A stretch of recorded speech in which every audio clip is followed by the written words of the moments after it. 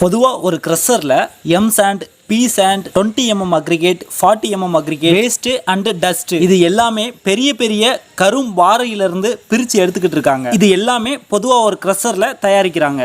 River சாண்ட்ல இருந்து M சாண்டுக்கு மாறுறதுக்கு நம்ம மக்களுக்கு நிறைய சந்தேகம் இருந்துச்சு ஸ்டார்டிங்கில். இப்போ அப்படி கிடையாது. சிறிய வீடுகள்ல இருந்து பெரிய பெரிய அப்பார்ட்மெண்ட் வரையுமே எம் சாண்ட் வச்சு தான் இப்போ கட்டிக்கிட்டு இருக்காங்க. எம் சாண்ட் அப்படின்னா மேனுஃபேக்சரிங் சாண்ட். ஃபர்ஸ்ட் ஸ்டேஜில் பெரிய பெரிய பாறைகளை அந்த மிஷின் சைஸ் பண்ணும். 40 mm அக்ரிகேட்டாகவும் 20 mm அக்ரிகேட்டாகவும் டஸ்ட்டாகவும் தனித்தனியாக பிரித்து எடுப்பாங்க.